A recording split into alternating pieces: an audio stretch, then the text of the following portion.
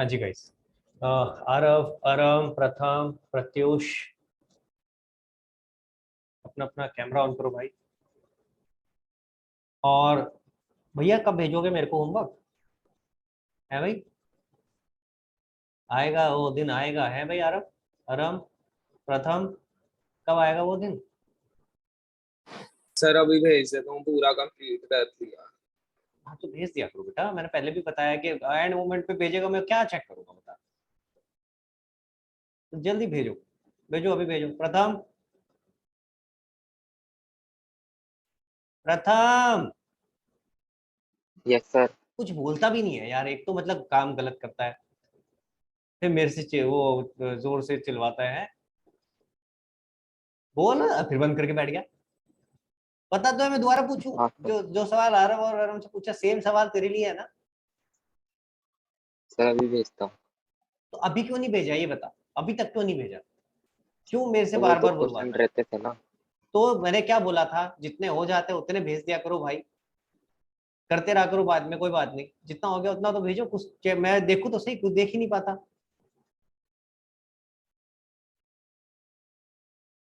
और किसने नहीं भेजा मुझे? अरव, अरम, आरव, प्रथम के अलावा?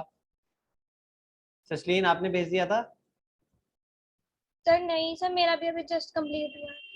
बेटा मैं फिर से वही रिपीट कर रहा हूँ, प्लीज मेरी एक बात समझना, कम से कम ये चीज ना पहले निपटा लिया करो। आई अंडरस्टैंड कि एक प्रेशर आपके ऊपर बहुत है, बट फिर से वही एक थोड़ी सी आदत डालोगे ना, जिस दिन जो होमवर्क दिया उस दिन उसको कर लोगे तो फिर आपका काम आसान हो जाएगा। करना तो सभी है, तो थोड़ा सा इस चीज को कोशिश करो। ये एक आदत डालने वाली बात है और कुछ नहीं। I am telling you, it is just about getting into this habit.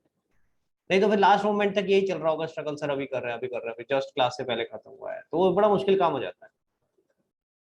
फिर मैं आपकी हेल्प नहीं कर पाऊंगा ना, चक्कर ये है।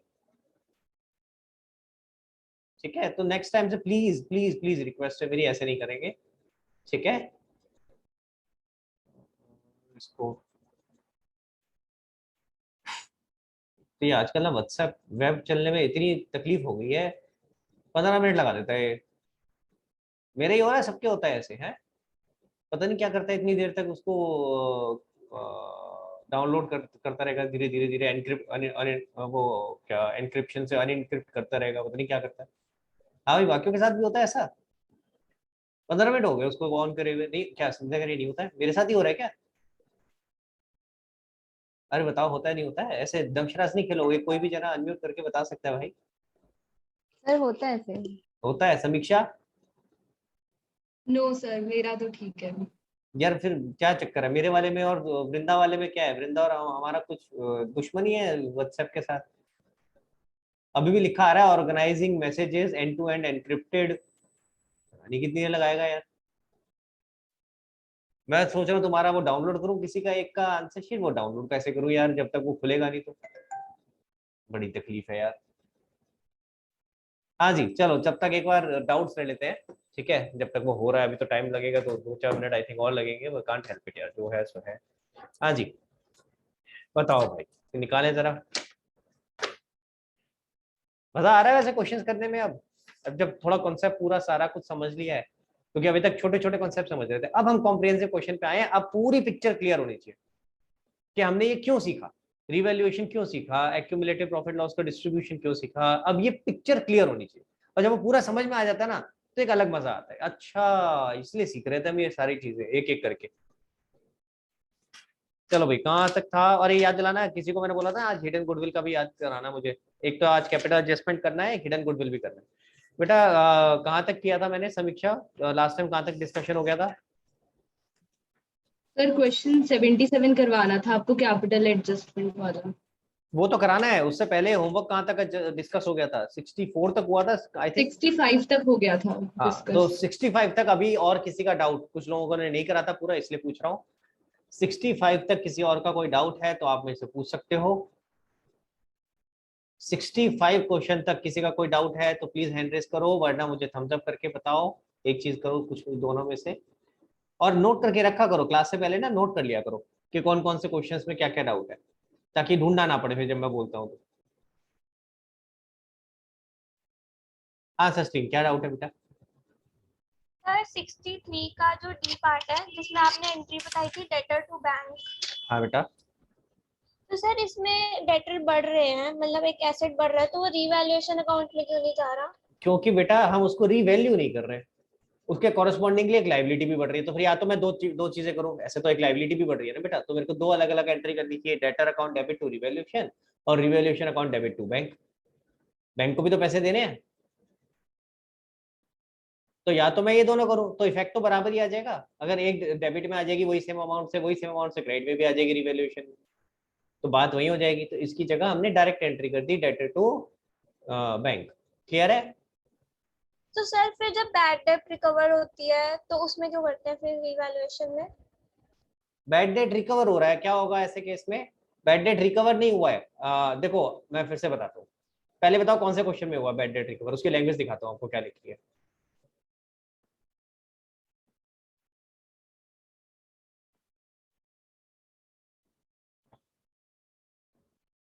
और बैड डेट रिकवर में डेटर आप ऑलरेडी कम कर चुके हो। Yes sir.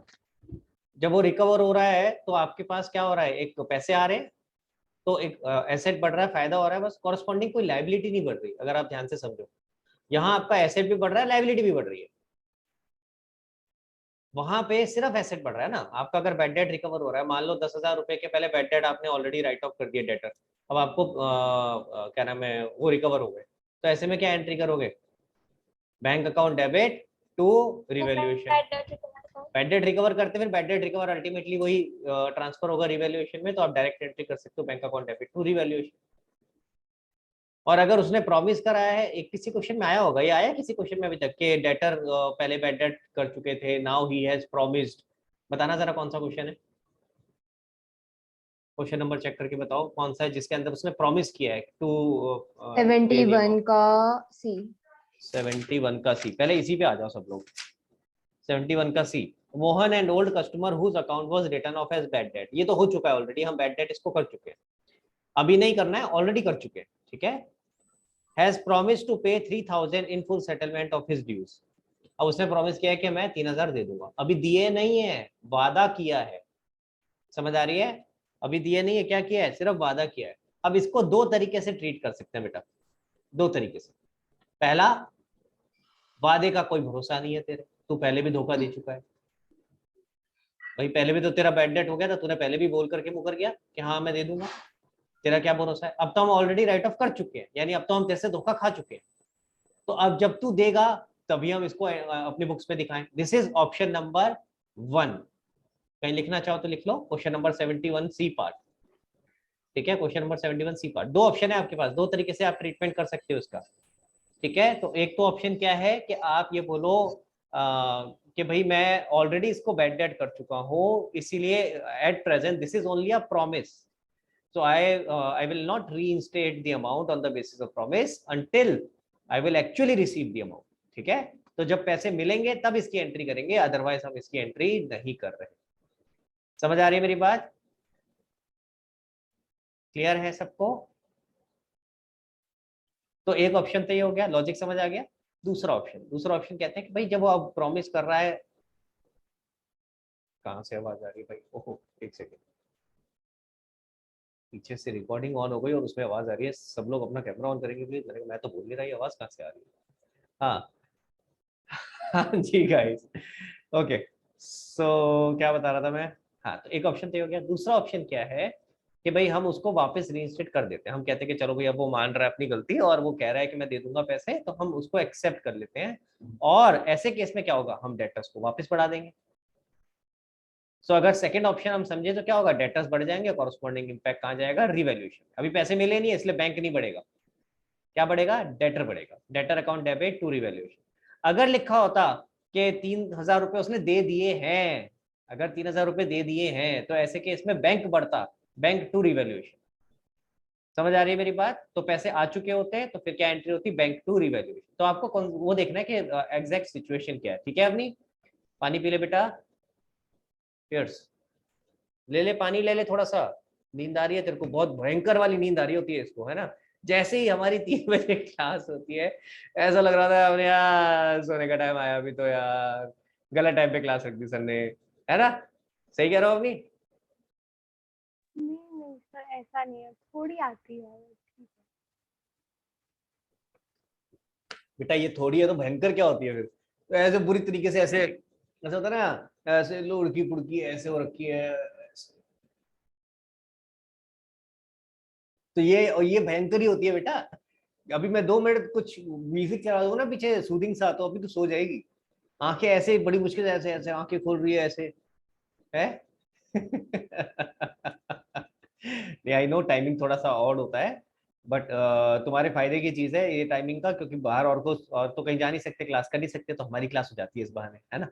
तो थोड़ा सा कोशिश ये किया करो कि क्लास से पहले ना 5-10 मिनट पहले थोड़ा या तो कुछ एक्टिव हो जाया करो, कुछ जैसे होता है ना, जस्ट खाना खा के मत बैठा करो। मैं बता रहा हूँ ये बहुत होता है, मेरे साथ भी होता है। अगर मैं खाना खा के जस्ट आया होता हूँ ना, अभी बैंड बज जाती है पूरी क्लास में, ऐसा लग रहा था अभी मेरे को भी मतलब नींद आ रही है। वो खाना खा के इस समय बहुत नींद आती है, तो खाना थोड़ा पहले खा जाया करो, ट्राई करा करो, ठीक है। और साथ में पानी जरूर रखा करो, पानी की बहुत जरूरत पड़ती है, ठीक है। हाँ जी, तो ये पॉइंट समझ में आया? मैं दोबारा बता रहा हूँ।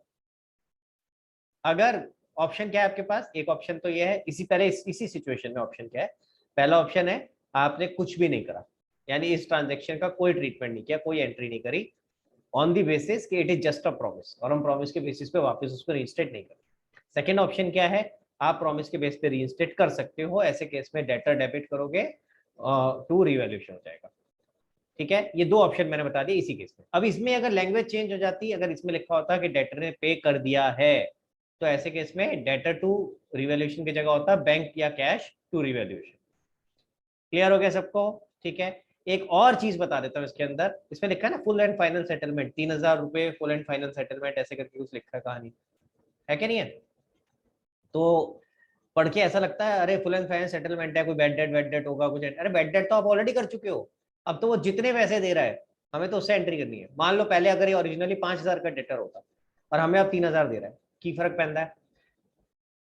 इस समय कितने आने हैं हमें वो फोकस उस पर करना है। हम 5000 तो ऑलरेडी राइट ऑफ कर चुके हैं ना, उसका कुछ दोबारा नहीं सोचना।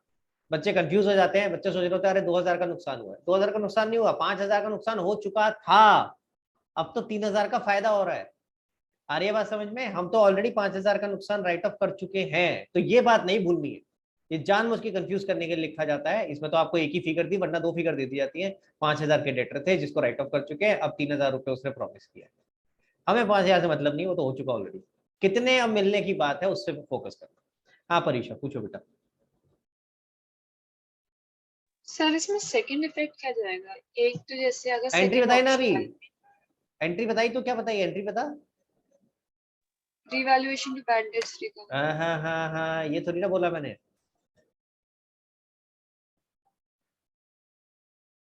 पहली एंट्री बोली थी सस्लीन ने, उसके बाद मैंने कहा था अगर ये करोगे तो 2 एंट्री करनी पड़ेगी। सस्लीन पहली एंट्री क्या बोली थी? Sir bank account debit to bad debt recovered account. ठीक है परीक्षा, पहली बोली bank to bad debt recover. तब मैंने कहा था अगर आप बैड डेट रिकवर कर रहे हो तो सेकंड एंट्री होगी bad debt recover to revaluation. तो कंबाइन करो ना सीधा, 2 करने की जरूरत ही नहीं है, बैंक टू रिवैल्यूएशन। क्लियर हो गया? और इस केस में बैंक की जगह क्या होगा, डेटर टू रिवैल्यूएशन, क्योंकि अभी पैसे आए नहीं है।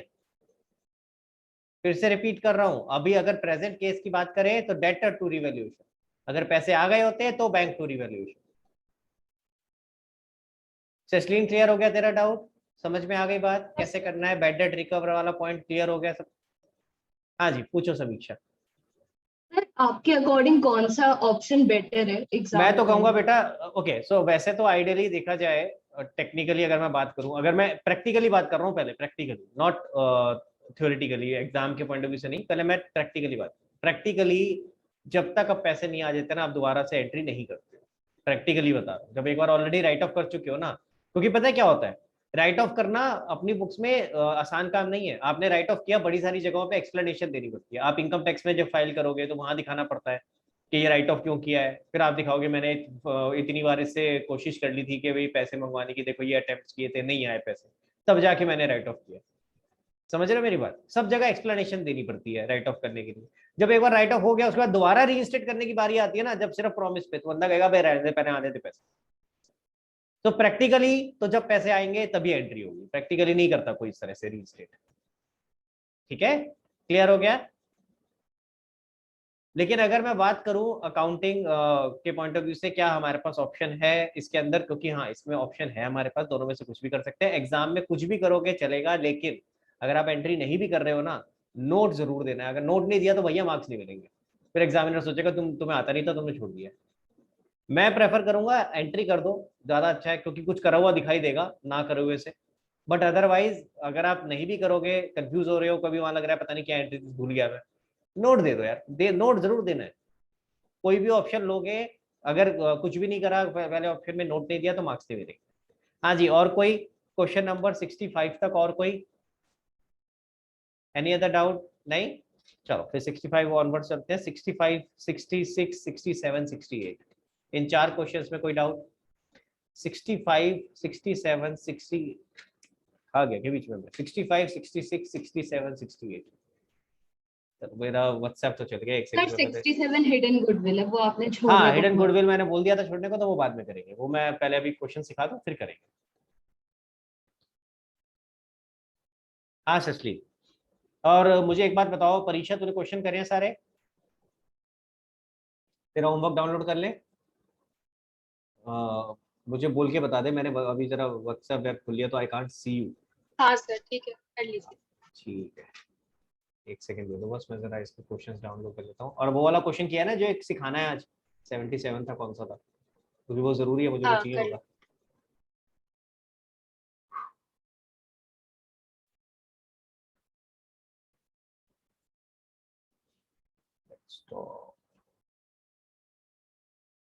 एंड प्रत्युष बेटा, मैंने मैसेज किया था तेरे को, नेक्स्ट टाइम से ना प्लीज होमवर्क जब भेजेगा तो मेक श्योर के जो पेजेस है ना उनको पहले रोटेट कर लिया कर, ठीक है? कोई वर्टिकल होता है, कोई हॉरिजॉन्टल होता है, तो वो बड़ा मुश्किल हो जाता है। क्योंकि अगर मैं यहाँ पे डालूंगा ना डिस्कस करने के लिए, मैं चाहता हूँ तेरे साथ डिस्कस करूँ, लेकिन अनफॉर्चुनेटली जब मैं यहाँ डिस्कस करने के लिए डालूंगा तो वो यहाँ मैं रोटेट नहीं कर सकता।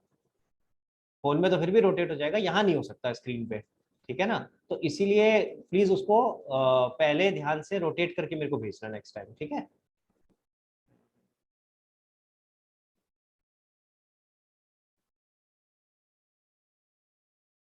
आज अपने को ये चैप्टर खत्म करना है, ठीक है? हाँ जी ससलीन, पूछो बेटा जब तक ये हो रहा है सेव। बताओ कौन से सर क्वेश्चन में डाउट है? 66 का थर्ड पार्ट। 66 का थर्ड पार्ट। एक और बात बेटा, आपको एक बात समझ में आनी चाहिए, अगर कोई पार्ट समझ नहीं आ रहा तो प्लीज क्वेश्चन मत छोड़ दिया करो पूरा पूरा। जैसे अभी ससलीन एक पार्ट पूछ रही है, बाकी तो आता है ना, बाकी तो करो। आप क्लोज मत करो अकाउंट्स को, पर जितना आता है उतना तो सब करो। समझ रहे हो ना मेरी बात? आपने सब कुछ कर दिया, एक पार्ट रह गया, उसको छोड़ दो। रिवैल्यूएशन अकाउंट, कैपिटल अकाउंट, सबको क्लोज मत करो, ऐसे ही पड़ा रहने दो। क्लियर है? और मैं तो ये भी बोलूंगा अपनी तरफ से ट्राई करके देखो, गलत हो जाएगा कोई बात नहीं, फिर पूछ लेना। बट क्वेश्चन मत छोड़ देना इस चक्कर में। मैं बता रहा हूँ बहुत सारे बच्चे गड़बड़ करते हैं, सर ये ना एक पार्ट नहीं आ रहा था मैंने इसलिए किया। प्लीज ऐसे नहीं करना, उसके चक्कर में पूरा क्वेश्चन छोड़ के बैठ जाओगे, काम खराब हो जाएगा। ससलीन कौन सा पार्ट बोल रहे थे बेटा? Sir third part. To write off bad debt of 6000, ये तो आसान है यार। क्या होगा इसमें बताओ? केसेस सर कराए थे, एंट्री तो होगी bad debts account debit to debtors account. और उसके बाद बैड डेट कहाँ जाएंगे? हाँ हाँ सही बता रही है, गलत नहीं है। सेकेंड एंट्री क्या होगी, बैड डेट कहाँ जाएंगी फिर? Revaluation account. नहीं, अब प्रोविजन है तो फिर प्रोविजन से एडजस्ट होगा ना। अगर प्रोविजन नहीं होता तो रिवैल्यूएशन में जाता। प्रोविजन बताया ना, 11th में भी बताया था कि प्रोविजन का पर्पस क्या है बेटा। प्रोविजन का पर्पस ही यही है कि कल को फ्यूचर में कोई नुकसान हो तो पहले उससे एडजस्ट करो, ठीक है? तो आप क्या करोगे, मैं आपको ये वाला लिख के दिखा रहा हूँ आपके सामने, ठीक है? प्लीज इसको समझना ध्यान से। अच्छा लग रहा है भाई फॉर्मेट, पोजीशन है आगे, फॉर्मेट एक ही क्वेश्चन करा है क्या फॉर्मेट में? अच्छा और भी है, और भी है। दो मुझे तीन लगा, है सर, दो तीन ही है। कोई बात नहीं, पर बनवा लिया ना ये फॉर्मेट, काम आएगा आगे आपका। बहुत सारे क्वेश्चंस करने हैं अभी, फिर बाद में कहोगे सर इसमें तो फॉर्मेट में इतना टाइम लग जाता है। इसीलिए आपका काम आसान करने की कोशिश करी है मैंने, कि एटलीस्ट आपको टाइम थोड़ा सा सेव हो जाए। स्क्रीन शेयर हुई क्या यार आप लोगों के साथ? सर हो रही। अरे आ गया यार।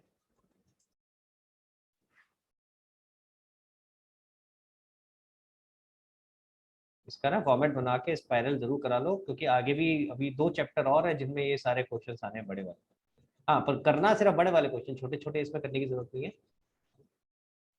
कॉम्प्रिहेंसिव क्वेश्चन जितने भी हैं वो सारे यहाँ पे करोगे तो फायदा रहेगा। हाँ जी, देखो भाई ससलीन, दोबारा आपको समझा रहा हूँ कैसे करना है। क्वेश्चन देखो, क्वेश्चन के अंदर आपको डेटर और प्रोविजन फॉर डाउटफुल डेट दे रखा है। मैं अभी सिर्फ यही एडजस्टमेंट की डिस्कशन कर रहा हूँ। आई डोंट नो और भी कोई प्रोविजन से रिलेटेड एडजस्टमेंट है कि नहीं, वैसे दिख तो नहीं रही बट स्टिल। तो अब ये अगर बैड डेट की एडजस्टमेंट की बात करें तो इसका इम्पैक्ट किस पे आएगा? इसका इम्पैक्ट डेटर पे भी आएगा, तो मैंने डेटर को भी इनर कॉलम में लिखा, और इसका इम्पैक्ट प्रोविजन पे भी आएगा। बताया ना, अभी प्रोविजन से एडजस्ट होगा, तो ये दोनों चीजें पहले मैंने इनर कॉलम में लिखी। एक एक इफेक्ट देना होता है, हो गया एक एक इफेक्ट, क्लियर है? तो दोनों चीजें मैंने इनर कॉलम में लिखी। अब बोला कितने का बैड डेट हो गया? 6000 का। तो भाई 6000 का बैड डेट है, तो एक तो डेटर में से 6000 माइनस हो गया, और दूसरा प्रोविजन से माइनस करना है। अब लेकिन प्रोविजन में है ही 4000, तो क्या करें? तो 4000 तो यहाँ से माइनस हो गया, और बाकी 2000 आपका रिवैल्यूएशन में चला जाएगा। ठीक है, to provision, sorry sorry sorry, to bad debt या टू डेटर, डेटर कितना? 2000। देखो समझो, समझ में आया कि नहीं?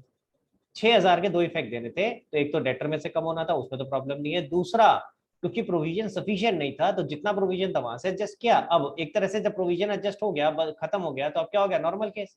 नॉर्मल केस में कहाँ लेके जाते हैं? रिवैल्यूएशन में, तो बाकी बचे हुआ 2000 रिवैल्यूएशन में। क्लियर हो गया? Yes sir. ठीक है, तो ये क्या हो जाएगा आपका? ये नीला आ जाएगा, ये आ जाएगा 74,000, तो आउटर कॉलम में 74,000। हाँ जी, और बताओ, और कौन से क्वेश्चन में डाउट है?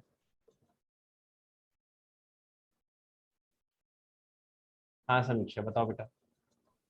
सर मुझे क्वेश्चन में नहीं है, एक ऐसे ही है कि सर अगर जैसे बैलेंस शीट में डेटर्स गिवन है 10,000 और प्रोविजन गिवन है 1,000, लेकिन नीचे गिवन है provision to be created at the rate 5% दोबारा बोल बेटा, ऑफ द डेटर्स। दोबारा बोल, दोबारा। कुछ भी समझ नहीं आया, मेरे को नोट करना पड़ेगा, ऐसे तो याद नहीं रहेगा ना। डेटर कितने हैं? क्वेश्चन में है तो बता दे, क्वेश्चन ही देख लेते हैं। सर क्वेश्चन नहीं है। अच्छा, तो बता क्या है, बोल। डेटर कितने दे रखे हैं? 10,000। Yes sir. और प्रोविजन कितना है? 1,000। 1000। अब क्वेश्चन में क्या दिया नीचे नोट में? Provision to be created at the rate 5% of the debtor. तो इसमें कम करेंगे प्रोविजन को sir. Provision to be created at the rate 5% of the debtor. इसका मतलब क्या है? इसका मतलब है कि टोटल 5% का प्रोविजन होना चाहिए। अभी इस समय कितना है? अब अगर देखोगे 10,000 का 5% कितना होता है? 500 रुपए। आपका ऑलरेडी 1000 है, तो 500 से कम करो, तो आपकी एंट्री हो जाएगी provision for doubtful debt to revaluation. अब यह कंफ्यूज नहीं होना है, क्रिएटेड का मतलब ये नहीं कि इतने से और बढ़ाना है, नहीं, क्रिएटेड का मतलब टोटल प्रोविजन कितना होना चाहिए। इंक्रीज नहीं लिखा, provision is to be increase. ठीक है, तो कंफ्यूज मत होना। और कोई डाउट? चलें आगे। हाँ जी, तो क्वेश्चन नंबर 68 तक आई गेस हो गया सबका, कोई डाउट नहीं है? कोई ऐसा तो नहीं है गाइस, प्लीज मैं मेरे को बता दो अगर कोई ऐसा तो नहीं है जिससे क्वेश्चंस नहीं हो रहे हैं बिल्कुल भी। कोई ऐसा है जिसको नहीं समझ आ रहा है कैसे करना है? प्लीज अगर है तो मेरे को बताओ, मैं अभी हेल्प कर सकता हूँ। अभी नहीं पूछोगे तो आगे जाकर फिर हम फंस जाएंगे, फिर जब आगे के चैप्टर में पहुंचेंगे और मैं पूछूंगा ये क्यों नहीं हो रहा, फिर आप कहोगे सर ये तो समझ नहीं आ रहा था। तो ऐसा अगर कुछ है ना किसी को कि क्वेश्चंस हो ही नहीं रहे हैं, समझ ही नहीं आ रहा कि कॉम्प्रिहेंसिव क्वेश्चन को कैसे करना है, अगर ऐसा कुछ है तो प्लीज मुझे बताना। सबको हो रहा है, समझ आ रहा है ना कॉम्प्रिहेंसिव क्वेश्चन के स्टेप्स क्या है, किस तरीके से करना है? Very good. कोई कहीं एक आध पॉइंट पे टकते हो दैट इज ओके, वो तो कोई दिक्कत नहीं है, पर ओवरऑल समझ में आना चाहिए करना कैसे। 69 से 69 70 71, 69 से 71 तक बेटा।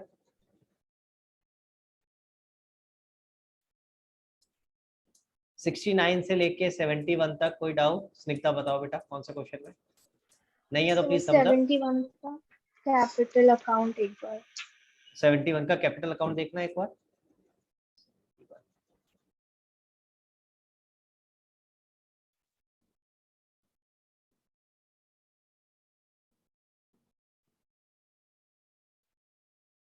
एंड गाइस जिस क्वेश्चन में जर्नल एंट्रीज मांगी है, जर्नल एंट्रीज करनी है उसमें। ठीक है, ये नहीं कि सब में बस यही बनाने में लग गए, हमने तो पढ़ा ही नहीं।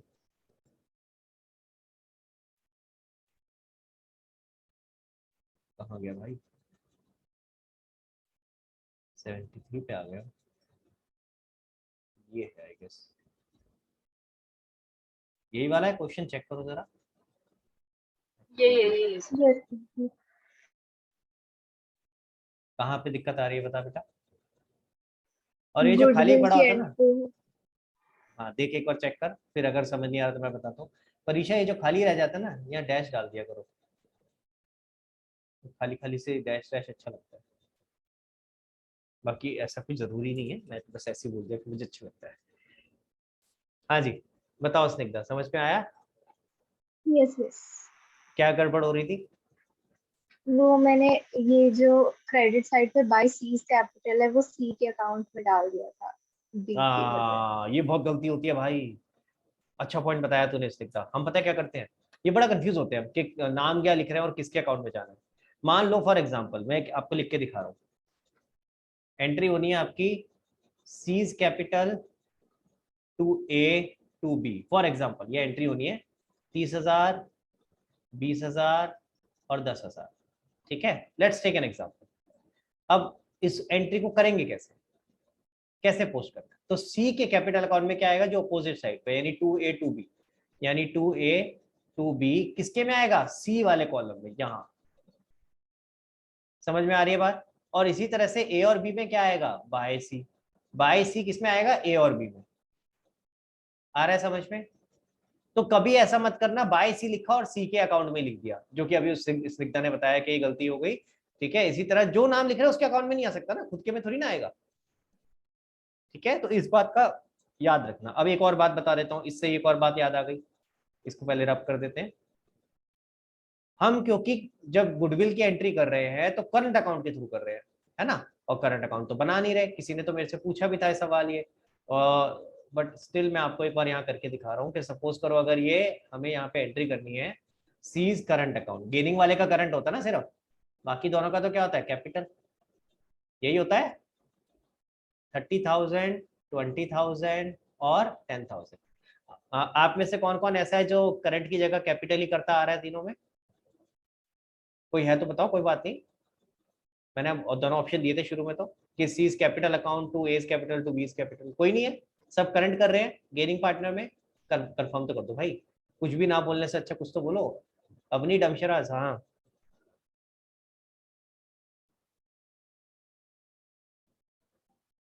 हाँ भाई आरव,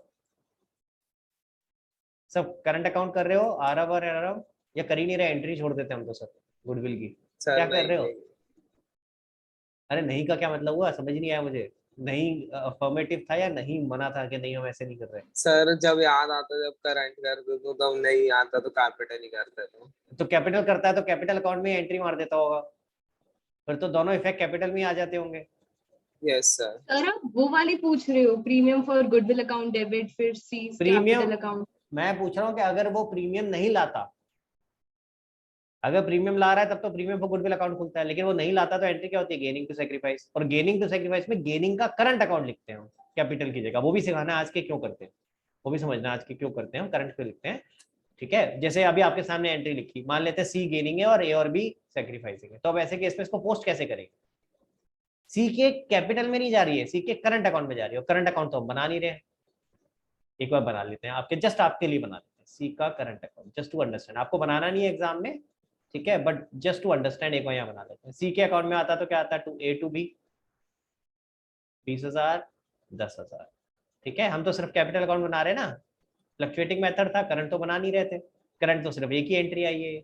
अगर आपका फिक्स कैपिटल मेथड है तब तो बना रहे होगे आप current account. By the way आया क्वेश्चन फिक्स कैपिटल मेथड का अभी तक?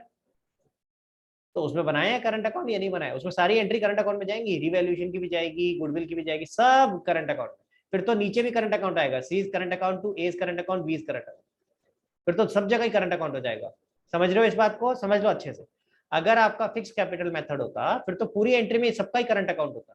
ये तो मैं तब बता रहा हूँ जब आपका फ्लक्चुएटिंग कैपिटल मेथड है, तो सिर्फ जो गेनिंग पार्टनर है उसका करंट अकाउंट किया है, बाकी सबका कैपिटल ही रह दिया, ठीक है, क्लियर? हाँ जी देखो, तो ऐसे केस में अपने को कैपिटल, इनफैक्ट जब आपका अगर फिक्स्ड कैपिटल मेथड है तो कैपिटल अकाउंट बनाने की नॉर्मली जरूरत नहीं होती, क्योंकि कैपिटल अकाउंट में एंट्री नहीं होती। तो ऐसे केस में करंट अकाउंट ही बन रहा होता है। कैपिटल तो एज इट इज हमारा पुरानी बैलेंस शीट से नई बैलेंस शीट में आ जाता है, अनलेस कैपिटल एडजस्टमेंट का क्वेश्चन हो, जो कि अभी सीखेंगे हम। ठीक है, हाँ जी। अब इस केस में क्या होगा, एक इफेक्ट हो गया, अब ए और बी के कैपिटल अकाउंट में आ जाएगा बाय सीज करंट अकाउंट, तो यहाँ आ जाएगा बाय सीज करंट अकाउंट, ए और बी के अकाउंट में 20,000 और 10,000। तो this should be your entry. समझ में आ रहा है पोस्टिंग कैसे हुई? अब सी का करंट अकाउंट जब क्लोज करोगे तो ये 30,000 बैलेंस बचेगा बाय बैलेंस सीडी। ठीक है, क्लियर हो गया? क्योंकि ये डेबिट बैलेंस है, अगर आप ध्यान से देखो डेबिट साइड ज्यादा थी ना क्रेडिट साइड से, क्रॉस करके फिर वापस यहाँ आ जाएगा। ये डेबिट बैलेंस है, to balance BD. Debit balance कहाँ आता है? एसेट साइड पे, तो यानी कि ये यहाँ आएगा सी का करंट अकाउंट 30,000। तो इफेक्टिवली इसके दो इफेक्ट क्या हुए, अगर हम करंट अकाउंट के थ्रू एंट्री कर रहे हैं, ये दो इफेक्ट हुए। पहला इफेक्ट हुआ, आप जो जिन पार्टनर्स का कैपिटल अकाउंट है यानी सेक्रीफाइसिंग पार्टनर, उनके अकाउंट में लिख रहे हो। ठीक है, सेक्रीफाइसिंग पार्टनर के तो कैपिटल अकाउंट में ही आ रहा है, और जो गेनिंग पार्टनर है उसका अमाउंट आप एसेट साइड में लिख दोगे, उसके अकाउंट के नाम से सीज करंट अकाउंट टोटल अमाउंट। आई बात समझ में?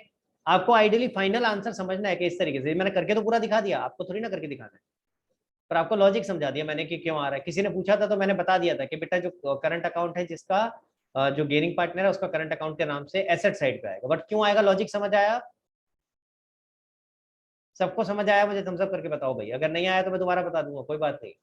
कोई चीज नहीं समझ आया तो पूछ लेना, अभी ऐसे नहीं है चल रहा, चलने तो कोई बात नहीं, अभी टाइम है सर हमारे मेरा पास। एक बार check- हाँ मेरा परीक्षा, चेक बताओ कौन से वाले में, कौन सा क्वेश्चन?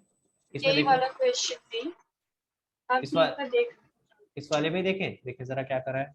हाँ, इसमें ऑलरेडी 3 पार्टनर थे, ए बी सी और डी हाँ आया था। डी आया, और डी And लाया है, पैसे नहीं लाया? लाया तो और डी सी लाया ने तो गेन किया था। वो तो ठीक है बेटा, डी डी की बात हो रही है ना, जो नया लाया है वो तो लेके आ गया ना। अगर डी नहीं लाया होता तो आता डी का करंट अकाउंट। अगर ओल्ड पार्टनर गेन कर रहा है तो करंट हाँ। आएगा या फिर ओके, सो कैपिटल उसके अंदर भी हमें करंट करना चाहिए आइडियली। तेरा सवाल मैं समझ गया। हाँ जी भाई, सब लोग समझ लो जरा इस बात को। परीक्षा पूछ रही है कि सर अगर ओल्ड पार्टनर गेन कर रहा है, आपने तो गेनिंग पार्टनर का करंट अकाउंट बोला ना कि गेनिंग का करंट करना है, तो ओल्ड पार्टनर अगर गेन कर रहा है इस केस में एंट्री क्या बन रही है? प्रीमियम फॉर गुडविल, और कौन है? सी। सीज। अब सी का करंट लिखूं या कैपिटल लिखूं, ये सवाल। टू ए टू बी, ए और बी का तो कैपिटल आएगा, इसमें तो कोई दिक्कत नहीं है, लेकिन सी का करंट लिखा है या कैपिटल लिखा है? देखो मैं फ्रैंकली आपको सही बताऊं, ये करंट अकाउंट की जो दिक्कत आ रही है वो आई ही इसी वजह से रही है कि ये उनको केसेस में दिक्कत करेगा जब हम कैपिटल एडजस्टमेंट करते हैं, अदरवाइज हमें जरूरत नहीं पड़ती। ठीक है, आज अभी आपको समझाऊंगा तो लॉजिक समझ आएगा। हमें यहाँ करंट अकाउंट करने की जरूरत नहीं पड़ेगी, क्योंकि कैपिटल एडजस्टमेंट जो होती है वो नॉर्मली पुराने नए पार्टनर के कैपिटल के बेसिस पे होती है।